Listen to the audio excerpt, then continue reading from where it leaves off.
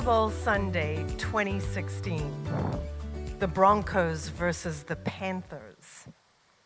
More importantly, Beyonce and Bruno Mars in the halftime show.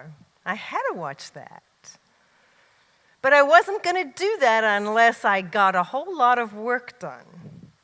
You see, I just moved to Melbourne from Fort Lauderdale the year before, and it had been a really difficult transition for me. You know, I'd left my friends and my support network back in South Florida, and sometimes moving alone can be a difficult thing.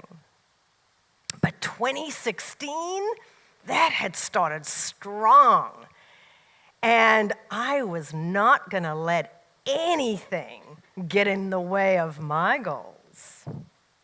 So that morning, I had gone to my meditation group. I had contributed to, those numbers for Pro Health. I'd gone and worked out. Then I went grocery shopping and I bought all these healthy ingredients and made a nice big pot of healthy chicken soup. And while that simmered on the stove, I went into my home office and sat down to get some work done. I was in my zone. Then I hear a noise coming from the other side of the house. Glass breaking. That darn cat! What did he break this time? But the shattering sound continued.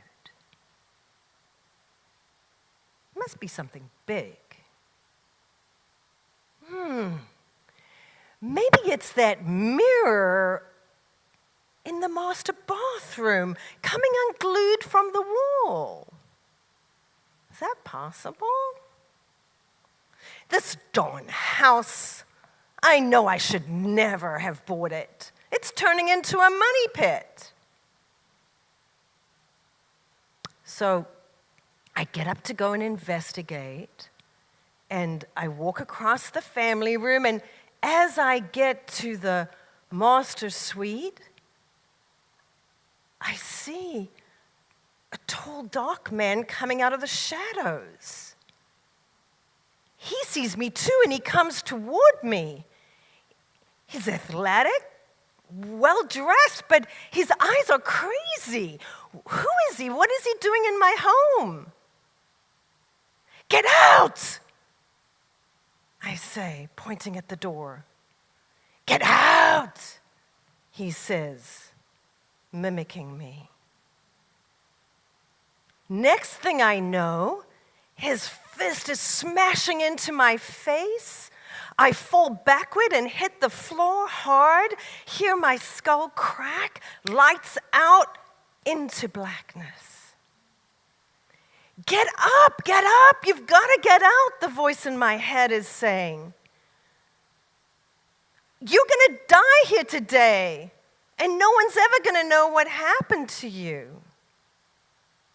At that point, my attacker was towering over me, kicking me in the ribs, and yelling, "Do you believe in God's forgiveness? Do you?" Forgiveness? What does that have to do with anything? Oh my God, who's going to take care of my mother? Do I have enough life insurance? My cats, is it going to hurt them too? Somebody needs to get the chicken soup off the stove. Somehow, I'm able to get myself up off my feet, and I make a mad dash to the front door. I'm fumbling, trying to get the door unlocked. I get it unlocked, and on the other side of the door, there's a storm door, and it's locked too.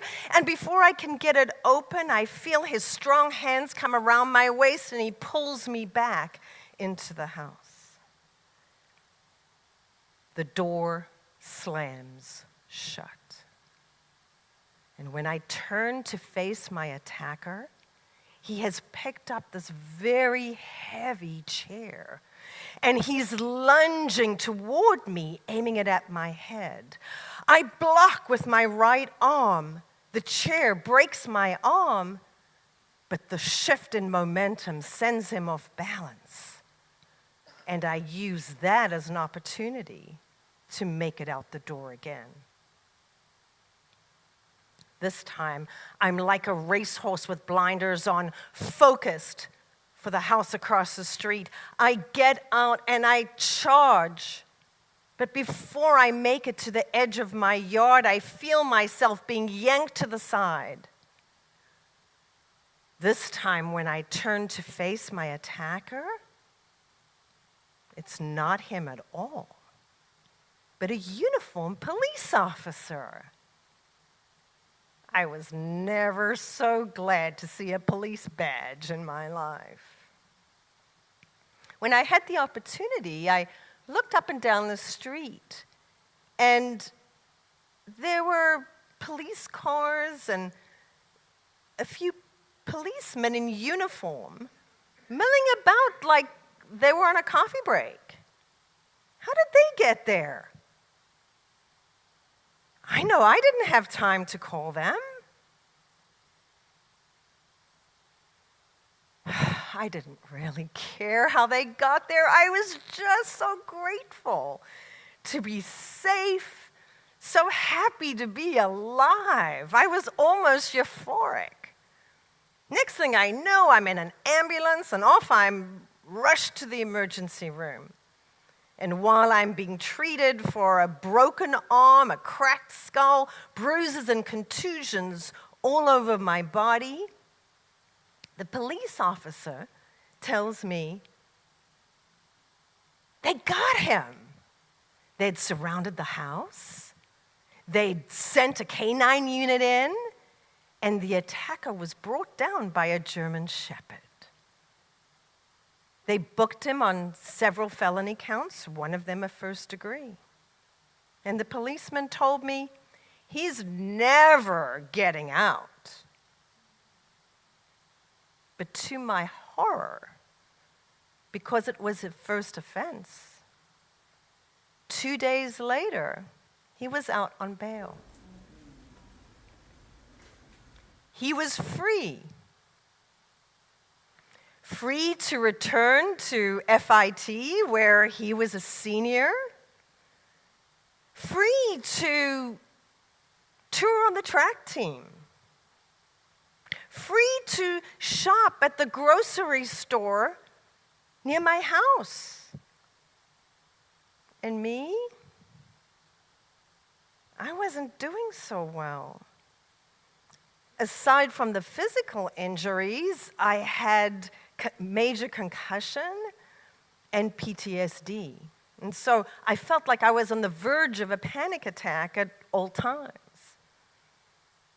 I live alone, I work alone, and I've been supporting my 80-year-old mother for the past 20 years. The euphoria and gratitude that I felt when leaving my home turned to fear. How am I going to pay the bills? How are we going to manage? What if he comes back to finish the job? I did what any normal person would do in this day and age. I stalked my attacker on Facebook to see what he was up to. And the more I saw him returning to his normal life, the more frustrated and stuck I felt. In May, he graduated and got a job. And me, I was still stuck on my sofa, a prisoner in my own home.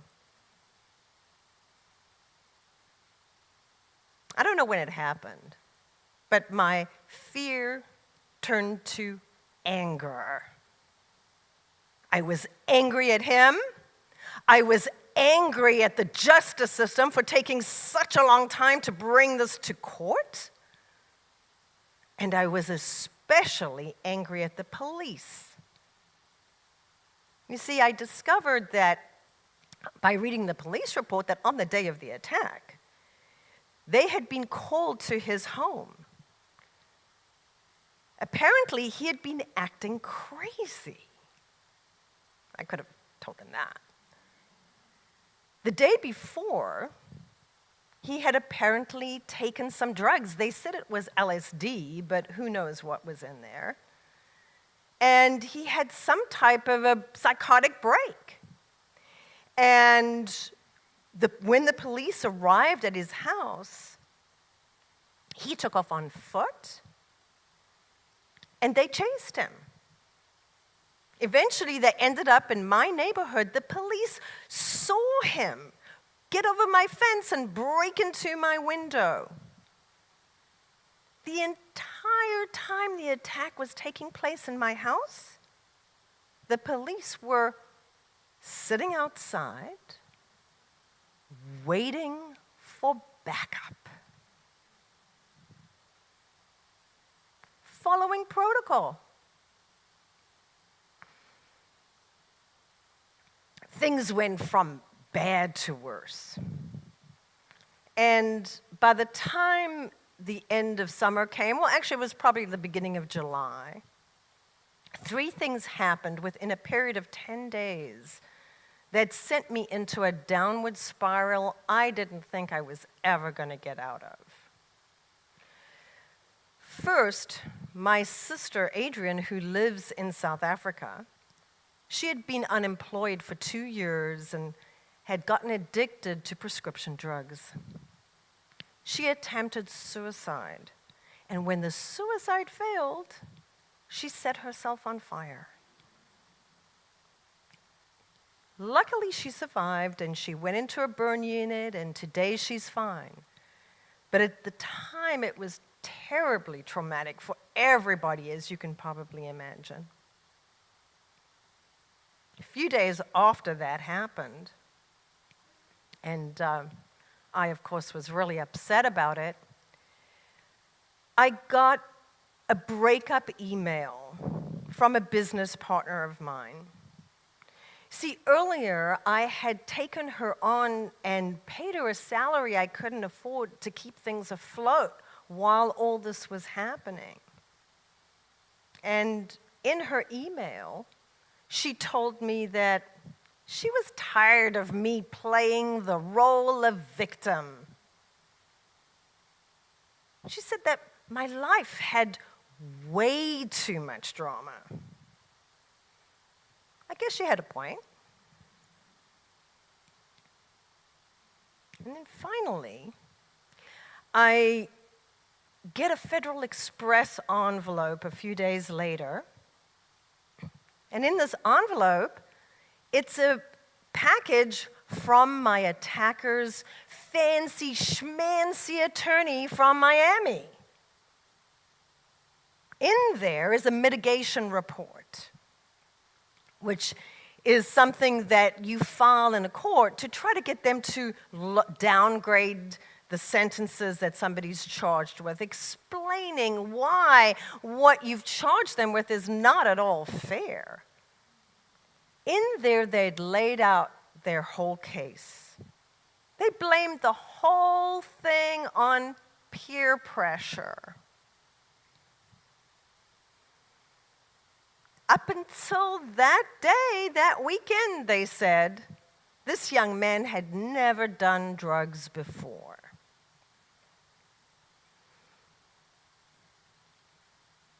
And his friends, a couple of them PhD students, apparently had egged him on.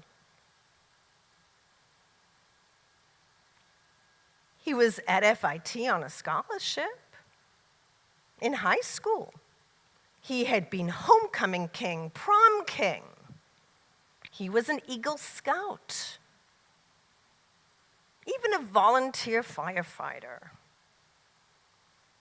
There were letters of commendation from the president of FIT and from President Obama. Oh, great. He's got the President of the United States and the most powerful institution in the city that I live in on his side. And what do I have? I've got my cats. I was so angry. But you know, the thing that made me angrier than anything else was that they said he didn't remember. He didn't remember anything that he had done to me. How dare he not remember? I wanted him to own every bruise. I wanted him to know every blow. I wanted him to suffer just like I had suffered. I was so angry. I opened up a bottle of wine, and after drinking a glass, I sat down and fired off an email to the district attorney's office. Never, ever, ever, I said, will I ever agree to any mitigation with this case. Never. After my second glass of wine, I vowed to sue my now ex-business partner and give my sister a tongue lashing for everything that she had done to our family. Not to mention the attention she had taken away from me.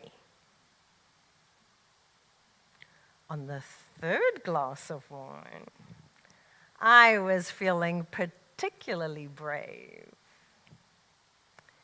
And this time, I sent another email demanding that I be allowed to meet with my attacker. I wanted to see him face to face. I was going to stare him down. I was going to make him own every single bruise. I was going to show him all my pictures. And I was going to make him apologize. Then I went to bed and pulled the covers over my head. Okay, I had a couple more glasses of wine, but I did go to bed. When I finally woke up and felt my face,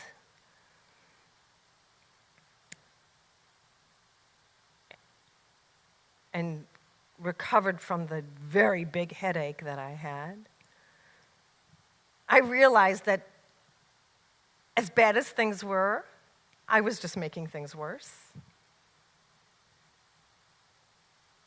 That I was in danger of becoming an angry and bitter person, and that wasn't who I wanted to be. But if I wanted to be different, I was going to need to start acting differently. I was going to need to start thinking differently. And it wasn't like I didn't have any tools. I've been a success coach since the mid-90s. In fact, I was one of the first female success coaches in the country.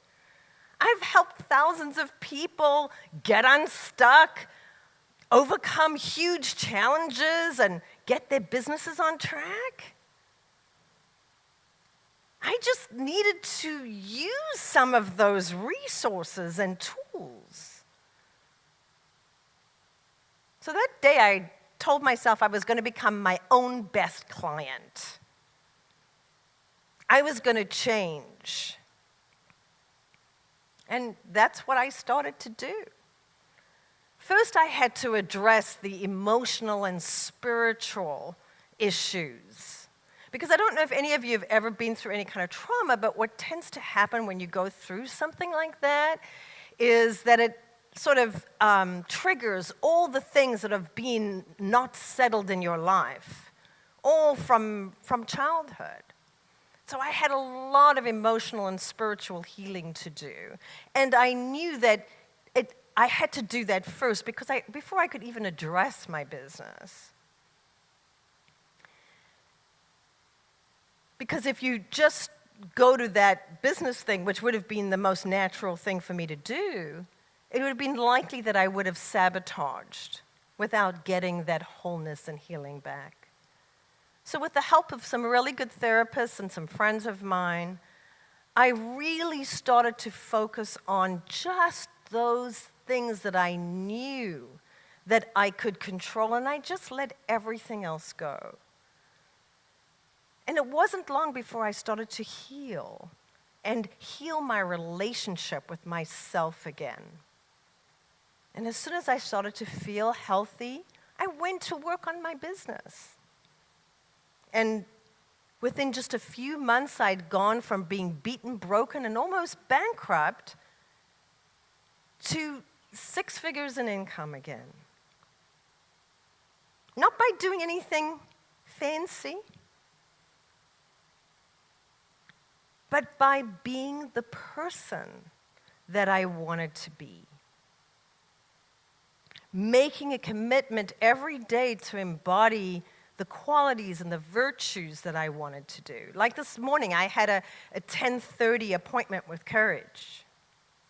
You know, those things that Emily was talking about, humility and all those other kinds of things. Just by, instead of focusing so much on what I wanted, I focused on who I wanted to be. And you know, so much so that when November came around, I was surprised to see on my calendar that I had this meeting that I had scheduled with my attacker. I almost canceled it. But I'd been having these conversations with the district attorney, and she'd told me, she'd let me know that my feedback was really important. And so they wanted to be sure that whatever they came, any kind of plea bargain or anything, had to be with my approval. So I thought it would be helpful for him to see the pictures of me. And so that day, I packed up the pictures and all my documentation, and I headed off to the meeting down on US 1. I really didn't know what the right thing to do was going to be, because you see, I was concerned. What if he got off lightly, and then he did the same thing to somebody else and really hurt them? But on the other hand, what if the lawyer was right, and he was a great kid, as everybody said that he had been? What would happen to him if he went into a prison with hardened criminals? Would he ever get out? And if he did, who would he be? I didn't know what the right thing was. And so I just decided to turn everything over to God. I said, you know what? I have no idea what to do here, so you're on. When I got to the meeting place, I turned my eyes upward and I said, okay, remember, you're on. I'm counting on you. But I wasn't quite prepared for what happened next. The young man, when he came in the door, I realized that in my mind, he was still this monster, or in South African terms, a takalash. But there he was, this fresh-faced, lovely young man who was just starting his life. His father was with him, and I could only just imagine how it must feel to have a kid that you've raised and done, everything, and then he's facing something like this right as he's graduated college. I didn't know what to say. And there was this awkward silence. And then I just blurted out, gee, you don't look nearly as scary as you did the last time I saw you. And I could see him starting to shake. And he said, I'm sorry. And I could just feel him starting to break. So I just put my arms around him to give him a hug. And he started to sob in my arms. And I started to comfort him. And I told him, I forgive you. God forgives you.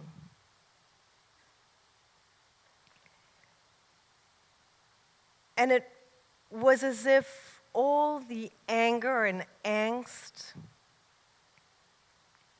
and trauma and everything that I'd gone through were just lifted up from me.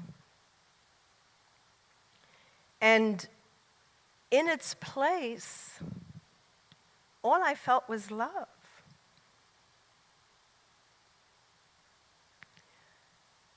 It was just, words cannot describe what happened. But after that meeting, I had this feeling like I was walking on a cloud for months, really. And I knew that I had to stop him. He couldn't go to prison. I knew that that was really something that couldn't happen.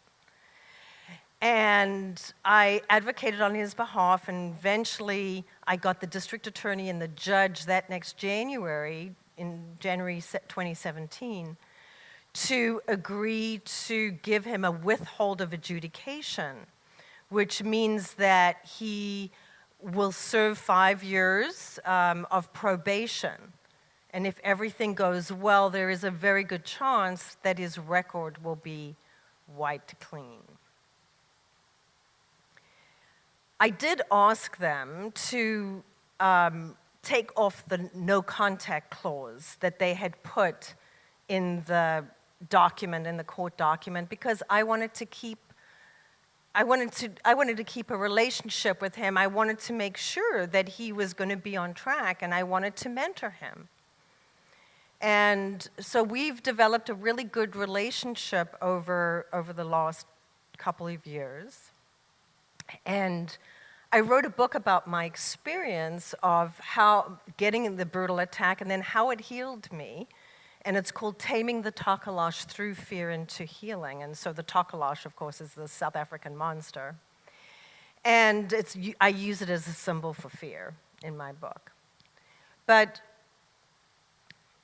when my book was published, in there I had, of course, changed Kevin's name because I didn't want my book to ruin his life after I'd gone to so much trouble to get, to make sure that he didn't go to prison.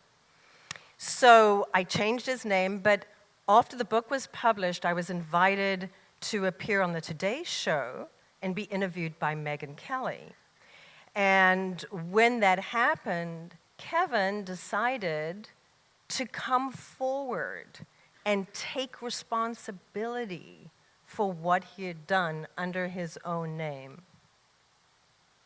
And so we appeared on the show together. And I know that there's a lot of people that have college-age kids. I just really suggest that you go to YouTube and look for this video. Just type in my name, and you'll see it's really such an important thing for kids to see about peer pressure and drugs and that kind of a thing. So that's something I'd really recommend. And so that's how my trauma and tragedy turned into a triumph, made me a stronger person. It taught me how to go about getting my goals, getting what I wanted, not by being obsessed with what I wanted, but becoming who I wanted to be, being the best version of myself. And I can honestly tell you that I am so much stronger, so much more rounded and whole than I've ever been before. Before I go and before I close, I do want to address the elephant in the room, which I know that some of you are wondering about. And that is the irony of the statement, the things that Kevin said at the height of the attack, which was, do I believe in forgiveness? Do you believe in forgiveness? I think it's very interesting that the solution to my suffering was right there in the very words of the man who delivered it. Don't you? It's been my experience in my own life, as well as in my business and in the lives of the thousands of people that I've coached over the years, that when we are willing to embrace new possibilities that we have never thought of before, when we're willing to let go of how we think life should be and accept whatever gets dished up to us, then in every situation, in every adversity, there is a gift, the potential to heal and grow. That's the power of forgiveness. I'm Mandy Bass. Thank you for allowing me to share my story with you.